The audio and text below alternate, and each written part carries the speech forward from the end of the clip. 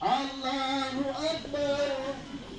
দর্শক, সৌদি আরব সহ মধ্যপ্রাচ্যের দেশগুলোর সঙ্গে মিল রেখে লালমনিরহাটের কালীগঞ্জ উপজেলায় ৫ শতাধিক পরিবার পবিত্র ঈদুল ফিতরের নামাজ আদায় করছে। আমরা এখন রয়েছি উপজেলার তুষভান্ডার ইউনিয়নের হারিশ্বর মুন্সিপাড়া এলাকা।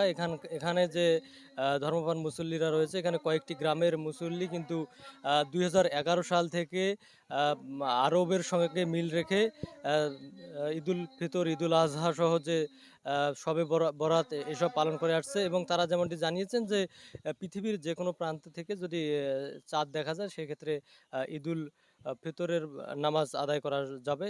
তারা আরেকটি আমাদেরকে বিষয় জানিয়েছেন যে ২০১১ সাল থেকে তারা এই নামাজ আদায় করে আসছেন, এবং এতে কোনো বাধা বিঘ্নতা আসছে না শুরুর দিকে। এবং আমরা অন্যদিকে জানতে পেরেছি যে চন্দ্রপুর ইউনিয়নের পানি খাওয়ার ঘাট, আহলে হাদিস জামে মসজিদ এবং বোতলা এলাকায়ও কিন্তু প্রায় শতাধিক পরিবার এই আজকে ঈদুল ফিতরের নামাজ আদায় করছেন, এবং তারা ঈদ উদযাপন করছেন। প্রতি বছর একদিন আগেই তারা সৌদি আরবের সঙ্গে মিল রেখে বাংলাদেশের একদিন আগেই তারা সিয়াম সাধনা অর্থাৎ রোজা পালন করে, এবং একদিন আগেই তারা রোজা তাদের ভঙ্গ করেন, অর্থাৎ সৌদি আরবে যেদিন চাঁদ দেখা যায় সেদিনই কিন্তু তাদের ২৯টি যদি রোজা হয় তাহলে ২৯টি রোজা তাদের কালকে পূর্ণ হয়েছে, এবং বাংলাদেশে কিন্তু আজকে ২৯ রোজা হচ্ছে।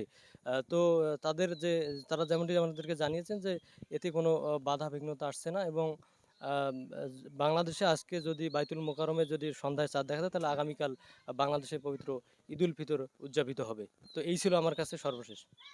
আমরা ২০০৭ সাল থেকে এই ঈদ উদযাপন করতেছি। এটা আমাদের আগে সম্ভব ছিল না সংবাদ নেওয়ার।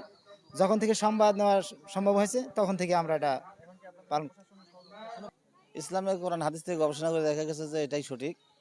মানে চাঁদ পৃথিবীর যে কোনো স্থানে দেখা গেলেই সেদিন থেকে এই তারিখ শুরু হয়ে গেল। এই তারিখটা ইংরেজি বাংলা যেমন পৃথিবীতে একই তারিখ, আর ওই চাঁদের মাসের যে তারিখটা এটাও ওই একই তারিখেই সারা বিশ্বেই হয়, একই তারিখে। তো বাংলাদেশ যেটা পরের দিন করে এটা হলো দ্বিতীয় তারিখ হয়, দুই তারিখ হয়।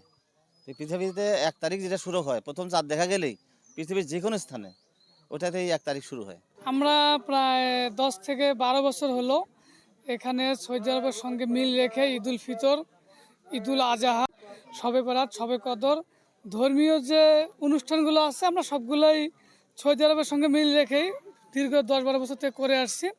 সারা বিশ্বে একই দিনে সিয়াম ও ঈদ পালন করে আসছি।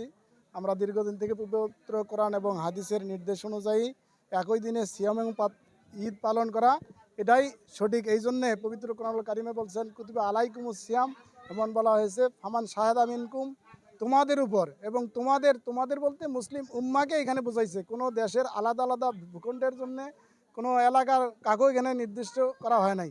আবার হাদিসে আসছে সুমু রুইয়াতিহি আফতারু লি রুইয়াতিহি, তোমরা আর ফামান আলাইকুম, এই সর্বনামগুলো মুসলিম উম্মাকে নির্দিষ্ট করে বলছে।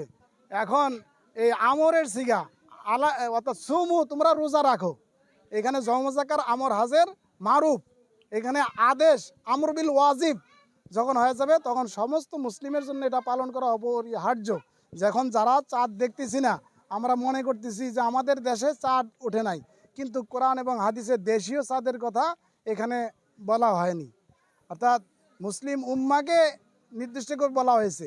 আরও যদি কিছু কোরআনের নির্দেশিকা যদি আমরা একখানে করি, যেমন লাইলাতুল কদর, হজ, আশুরা, অর্থাৎ কিয়ামত একই দিনে হবে, জান্নাতের দরজাগুলো যখন সিয়াম শুরু হয় খোলা হয়, জাহান্নামের দরজাগুলো বন্ধ করা হয়, একই দিনে সমস্ত কার্যক্রমগুলো একই দিনে হবে, এটাই যুক্তিসঙ্গত, এটাই সঠিক। এই জন্যে ইসলামী অর্থাৎ ধর্মীয় কাজগুলি যাতে একই দিনে হয়, এই জন্যে ওআইসি একটা সিদ্ধান্ত নিয়েছে, ওআইসি বোর্ড গঠন করা হয়েছে যাতে এটা একই দিনে হয়।